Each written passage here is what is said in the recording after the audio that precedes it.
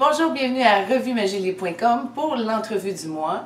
Aujourd'hui, on reçoit Jean-Guy Després, une étoile québécoise qui a réussi à Hollywood. Merci de prendre le temps de nous rencontrer aujourd'hui. C'est un plaisir. Jean-Guy, vous avez commencé au Québec dans le show business, si on peut dire. Dans le domaine, même pas du disque, j'ai commencé comme dans un studio d'enregistrement avec Tony Roman. OK. En 1900, je crois que c'était 69-70, durant l'été. Comme apprenti technicien, mais mon travail, c'était surtout d'aller chercher les caisses de bière et les vider pour les bands qui venaient là. J'étais trop jeune de toute façon. C'est comme ça que j'ai commencé. Et après, seulement durant les étés, et j'ai commencé à passer en promotion de disques dans les années 75-76 à peu près. Et jusqu'au début des années 81 à peu près, je veux dire 80, je faisais un petit peu de la musique, j'ai fait des spectacles. Et après ça, j'ai été dans le domaine du cinéma. OK. Quand vous dites que vous avez fait de la musique? Je n'ai pas fait de la musique nécessairement moi personnellement, mais j'étais agent de promotion. J'ai représenté une quarantaine d'artistes sur des différentes on dit labels, étiquettes ici au Québec. Entre autres, j'ai travaillé, j'ai fait de la promotion par le nom de Mylène Farmer. J'ai eu la compagnie créole pendant un bout de temps, Franck Michael, Aznavour et d'autres à l'époque. Aussi québécois, j'ai produit des disques aussi, entre autres Guylaine Dion, la sœur de Céline. J'ai fait de la promotion de son frère Michel, le groupe Le Show avec Michel Girard, qui était ami avec moi et associé à l'époque. Et j'ai produit aussi un disque avec Patrick Zabé. Je ne me rappelle même plus tellement de choses que j'ai fait dans 40 ans, presque 40 ans de carrière. Mais 40 artistes, on s'entend que c'est beaucoup. Il y en avait beaucoup, oui, effectivement. J'en avais aussi des États-Unis. J'ai travaillé avec Cool in the Gang, un groupe américain très connu. J'ai eu du Streisand, Minnelli en promotion, différentes choses qui s'est passées durant toutes ces années-là. Et là, vous avez fait un tour, si on peut dire, de l'industrie musicale pour que vous vous situez finalement à passer au cran plus visuel avec le cinéma et tout ça? Oui, c'est arrivé, c'est simple. Il y a plusieurs années, j'ai eu un appel, vu que je faisais de la promotion, j'ai eu un appel d'un producteur québécois qui me demandait de venir le voir à son bureau, qui voulait faire un lancement d'un film. Je pouvais lui donner un coup de main pour faire une espèce de party. Et c'est ce qui est arrivé. J'étais arrivé à son bureau et on a discuté un peu ensemble. Il était en meeting. Je regardais un scénario qu'il y avait sur la table d'un film qui était pour faire plus tard. Et à partir de ce moment-là, j'ai décidé, ça m'intéressait. Il m'a expliqué un peu plus ce qu'il en était du métier de producteur, comment ça fonctionnait. Et je crois que c'est en l'espace de 6 mois, j'ai tout arrêté l'industrie du disque et j'ai été en cinéma. Quand vous dites que vous êtes producteur, c'est pas juste le financement que ça concerne. Qu'est-ce que c'est la production d'un film? La production d'un film, c'est très difficile et je vais dire aux gens qui vont écouter cette émission, c'est un métier qui est très, très, très difficile parce que c'est un business. D'abord, il faut trouver la bonne histoire. Il faut trouver, bien sûr, l'argent. Pas d'argent, il n'y a pas de film. Il faut trouver en plus une maison de distribution. Il y a tellement de choses à trouver, à monter. Un producteur débute, moi je peux dire seul, parce qu'on reçoit, soit qu'on achète les droits d'un livre, on l'adapte au cinéma, ou on achète tout simplement un scénario, on prend une option, et là on développe. Dans le sens de développer, c'est préparer un budget, préparer une espèce comment on peut dire ça, une présentation avec des acteurs wishlist, qu'on appelle une liste de noms qu'on aimerait avoir dans le film. Et à partir de là, on commence notre travail dans le sens de trouver le financement. C'est très, très dur. Trouver du financement pour un film, très dur. Pour moi, le milieu du cinéma, c'est un des plus beaux mondes et un des plus durs au monde, autant pour un acteur que pour les équipes techniques, etc. C'est pas évident de trouver de l'argent. Et surtout, c'est pour ça que j'ai décidé de le faire du côté anglophone et américain plus que du côté francophone, parce qu'ici, c'est surtout financé au Québec par les gouvernements, par Téléfilm Canada et la SODEC au Québec. Et il y a beaucoup de gens qui déposent leur projet, ils attendent 1 an, 2 ans, c'est pas accepté, ils redéposent, et ils vont faire un film par 3-4 ans. Et l'avantage, indirectement, de le faire aux États-Unis comme producteur à Los Angeles, mais c'est la mecque du cinéma. Si on veut faire de la mode, j'ai toujours dit, on va à Paris, on va à Milan, on veut faire du Stars, on va à New York ou on va à Londres. Et pour moi, c'était un bon move d'aller vers Los Angeles pour pouvoir faire mes films. Mais un producteur, c'est très compliqué, c'est à partir de zéro. On trouve le scénario, on trouve le réalisateur, on trouve bien sûr l'argent, on monte l'équipe technique, on vérifie dans quel endroit on va le tourner, on prépare, c'est toute la préparation au complet qu'il y a. Et une fois que c'est fait, bien sûr, on n'essaie pas, mais on rêve d'avoir une distribution mondiale. Et c'est encore très difficile. c'est quand même assez difficile à monter. Les gens trouvent c'est beau, c'est fun, et ils croient qu'on fait de l'argent comme des fous. On en dépense énormément aussi. Et comme je l'ai dit au Québec, si tu fais un film par 5 ans, tu ne fais pas d'argent. C'est pour ça que il y a très peu, beaucoup essaient, mais très peu vont réussir. Et au Québec, la même chose. J'aime l'industrie et j'ai toujours dit, je vais le faire jusqu'à la fin, jusqu'à ce temps je serai plus capable de le faire. Pas de retraite, c'est ça que ça veut dire? Quand on est un passionné... On ne prend pas de retraite en cinéma. Moi, j'ai toujours dit, je pense que je vais mourir sur un plateau de tournage. C'est une façon de parler. On ne prend pas de retraite parce que, non, ça, je dois dire, c'est exigeant ce qu'on fait, mais on aime tellement ce qu'on fait. Quand tu fais quelque chose que tu aimes comme ça, c'est plus fort que toi. Tu peux pas lâcher ce métier-là, l'abandonner ou t'en aller, tu peux pas. Moi, je serais pas capable. Je pense que je ne serais même pas capable de rien faire d'autre que ça. Là, je vais juste référer les gens sur le site internet IMBD, OK? Tapez Jean-Guy Després et vous allez voir toute la liste des réalisations que Jean-Guy a faites. J'ai calculé rapidement... Production. Associé et producteur exécutif, ouais. On parle de 36 films à peu près, quand ouais, même. Environ, j'en ai en ce moment, je crois que c'est 10 ou 11 en développement. Là. En ce moment. Là, dans une année. Non, je travaille, non, pas dans en ce moment, je travaille sur 11 films en développement depuis 3 ans. Ah, OK. Là, j'en ai un qui doit commencer avec Roland. J'ai reçu le papier là, on a fait un offre, on a envoyé un réalisateur. Le financement est en place, on va débuter bientôt. Et j'ai aussi une série avec NBC, qui est la 3e saison qu'on m'a demandé. Je suis juste producteur exécutif là-dessus. Ils m'ont demandé de faire ce qu'on appelle un financement intérimaire, que j'ai travaillé là-dessus. Il commence la 3e saison en fin du mois. Là-dessus aussi de la télé. Et j'ai 2 autres films avant fin d'année qui est financé. Là, on est en train de placer. Le problème qu'on a en cinéma, c'est de mettre les acteurs ensemble. Hein? Si on appelle un exemple, tu es actrice sur le film, tu n'es pas disponible quand on tourne en octobre, et l'autre est disponible, on essaie de voir comment on peut tout agencer le calendrier de production pour les acteurs, tout mettre ça ensemble, c'est quand même toute une affaire. C'est quoi la différence entre un producteur exécutif et un producteur?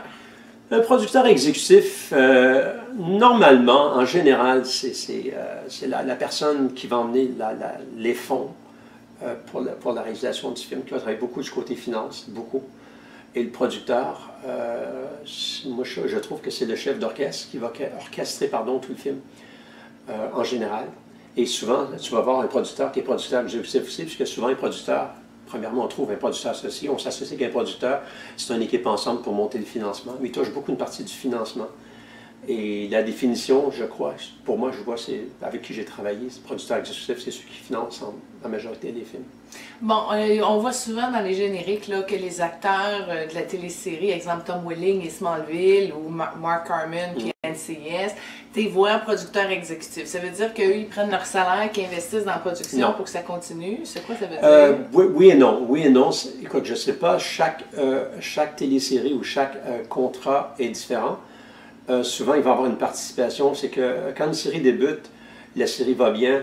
Après, des fois, la 2e saison, 3e, l'acteur principal ou l'actrice va demander de s'impliquer du point de vue production aussi, comme exécutif producteur. Et, des fois, ils vont prendre un peu moins de cachet. Ils vont aller chercher plus de back-end où il y a un deal avec les ventes mondiales qui vont se faire.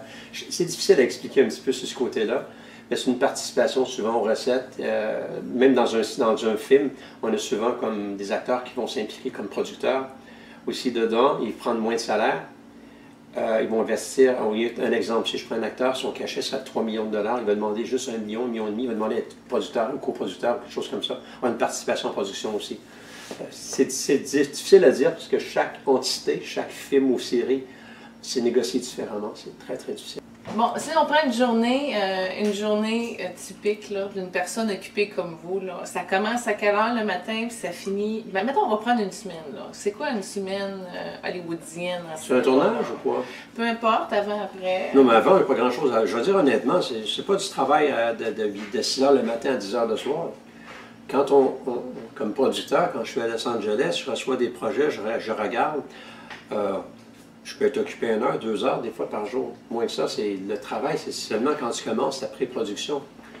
Comme quand tu prépares des ententes, tu as des avocats qui travaillent pour toi pour des contrats, on t'envoie des projets, puis ils regardent un peu, tu vérifies si c'est solide, si on a des choses intéressantes dans le projet, si c'est sérieux. Puis n'oublie pas, à Los Angeles, Hollywood, tu as les Holly Weird. On reçoit beaucoup d'offres, beaucoup d'appels. beaucoup de projets, mais sur 100 projets, tu peux peut-être en avoir un qui a de l'allure, hein? Sur une centaine. Ça fait que le travail, tu ne travailles pas physiquement, premièrement.